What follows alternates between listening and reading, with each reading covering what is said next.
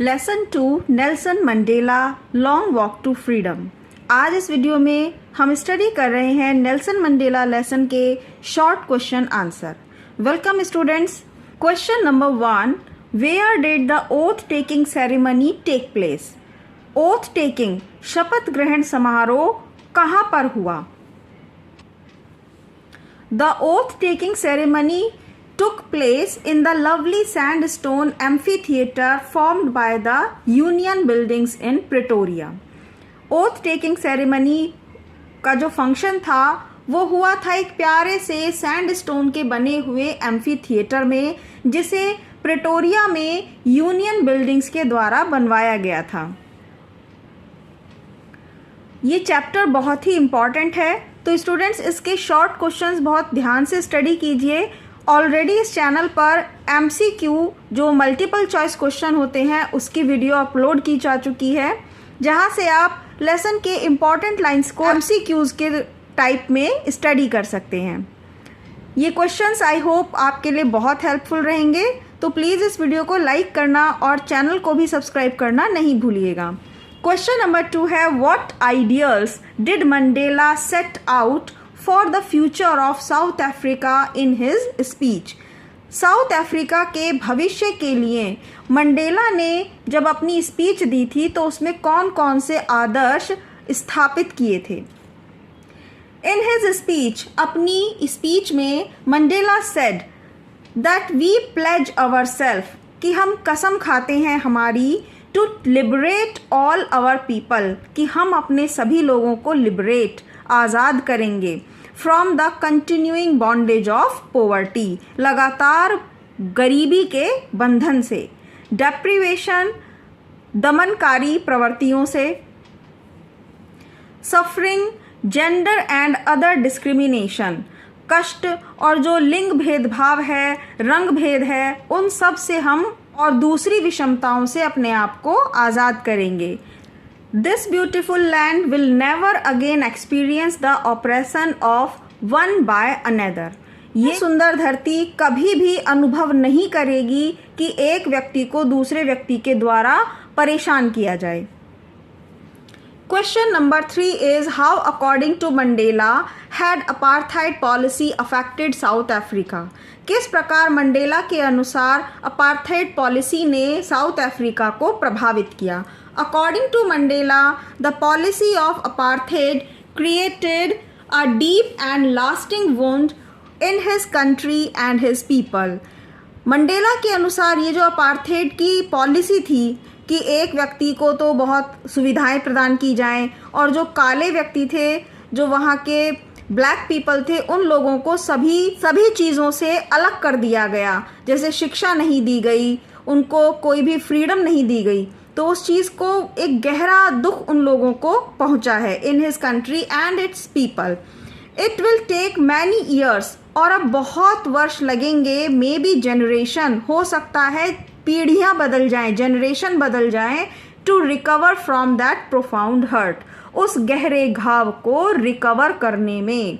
जो परेशानियां उन लोगों ने झेली हैं, उनकी जनरेशन्स बीत जाएंगी उस दुख को भुलाने में। Next is number 4, what did Mandela think about the oppressor and oppressed? Mandela क्या विचार रखते हैं एक दमन करने वाले व्यक्ति के लिए और जिस व्यक्ति को परेशान किया जा रहा है उस व्यक्ति के लिए? According to Mandela, a man who takes away another man's freedom, एक व्यक्ति जो ले लेता है, छीन लेता है, टेक्स अवे छीन लेता है दूसरे व्यक्ति की आज़ादी, is a prisoner of hatred, वह खुद एक कैदी है घृणा का। So the oppressor must be liberated, इसीलिए जो ऑपरेसर है, जो दूसरे व्यक्ति की आज़ादी छीन रहा है, उसे सबसे पहले अपने आप में आज़ाद होना चाहिए। जस्ट एज द ऑपरेस्ड, उसी के अनुसार जैसे कि दूसरा व्यक्ति आज़ाद हो जाएगा उसकी प्रताड़ना से, उसकी दी जाने वाली कष्ट से, तो इसीलिए जो व्यक्ति किसी को परेशान कर रहा है ना, सबसे पहले उसी के मन में संतुष्टि, आज़ादी आनी चाहिए, ताकि वो किसी दूसरे को परेशान करे ही ना। The oppressor and the oppressed alike are robbed of their humanity. जो व्यक्ति किसी का दमन करता है और जो दमन शक्ति का, दमन नीति का प्रभाव झेल रहा है, जो परेशान हो रहा है, वो दोनों ही मानवता से ठगे जा रहे हैं। उन दोनों के अंदर ही मानवता नहीं रह जाती है। Next is number 5, what according to Mandela is true freedom. सच्ची आज़ादी मंडेला के अनुसार क्या है? According to Mandela, true freedom is to live life with dignity and self respect. Mandela के अनुसार सच्ची आज़ादी है, सच्ची स्वतंत्रता है कि हम डिग्निटी, सम्मान के साथ, आत्मसम्मान के साथ अपना जीवन जी सकें। This freedom is equal to all. और ये जो आज़ादी है और यह आज़ादी सभी के लिए समान रूप से होनी चाहिए, सभी के लिए समान होती है। इस चैप्टर का क्वेश्चन नंबर 6 है, what are twin obligations referred to by Nelson Mandela. Nelson Mandela ने इस चैप्टर में ट्विन ऑब्लिगेशन, दोहरा दायित्व, किस चीज़ को कहा है कि हमारी 2 प्रकार की जिम्मेदारियां हैं, दोहरी जिम्मेदारी है, उसे कहा जाता है twin obligation. About twin obligations Mandela said that in life, जीवन में every man has twin obligation, हर एक व्यक्ति की दोहरी जिम्मेदारियां हैं। ऑब्लिगेशंस टू हिज फैमिली, अपने परिवार के प्रति जिम्मेदारी, टू हिज पेरेंट्स, अपने माता पिता के लिए, to his wife and children, अपनी पत्नी और बच्चों की जिम्मेदारी, and he has an obligation to his people, his community, his country, और दूसरी जिम्मेदारी है उसके अपने लोगों के लिए, अपने समुदाय के लिए और अपने देश के लिए। स्टूडेंट्स, आई होप ये आंसर्स आपको इजीली समझ में आ रहे होंगे, और आपने अभी तक इस वीडियो को लाइक नहीं किया है तो प्लीज़ इसे लाइक कर दीजिएगा for my support, and subscribe this channel to get these valuable and important videos. Number 7 is what was unique in the inauguration ceremony. Inauguration यानी जहाँ पर शपथ ग्रहण की जा रही थी, एक नई सरकार का उद्घाटन हो रहा था, वहाँ पर यूनिक, अद्भुत चीज़, अनोखी चीज़ क्या थी?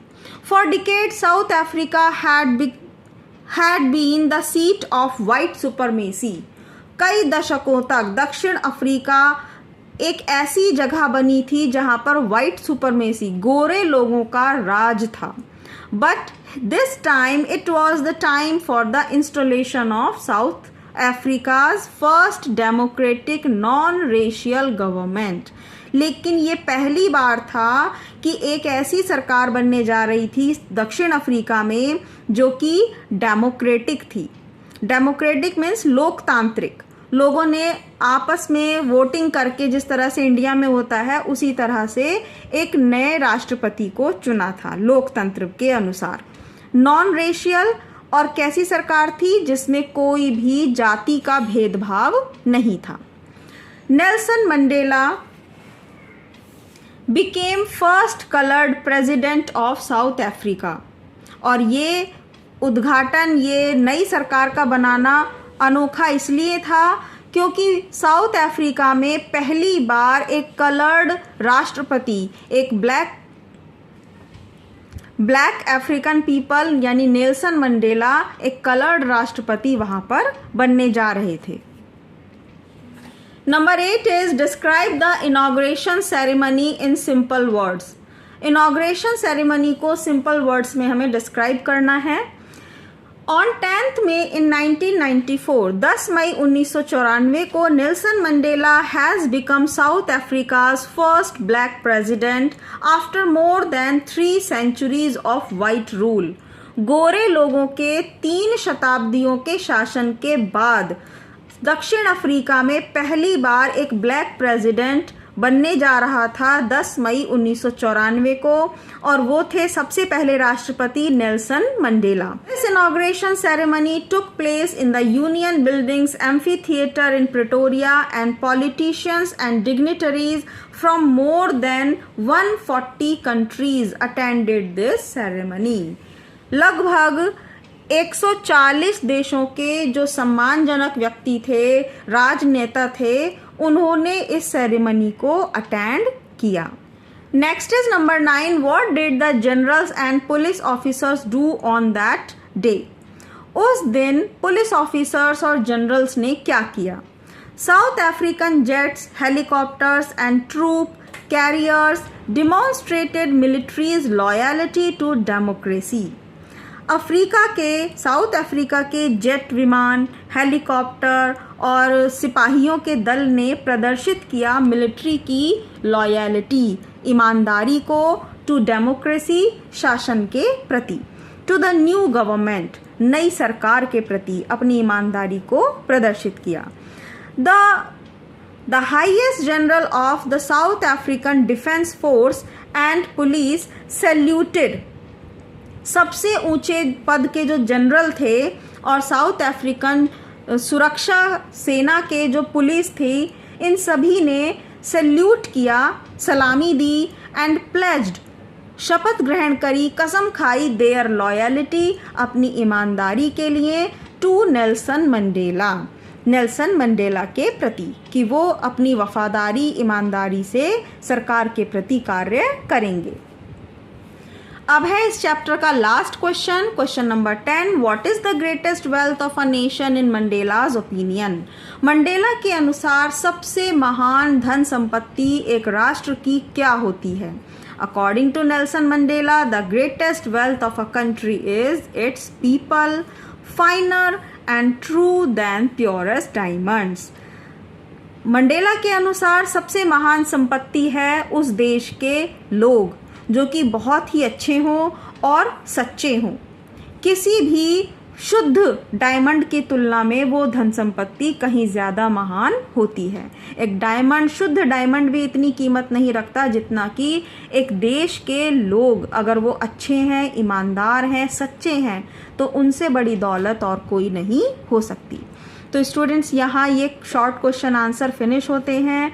आई होप आपको ये आंसर समझ में आए होंगे और आपने इस चैनल को सब्सक्राइब भी कर लिया होगा।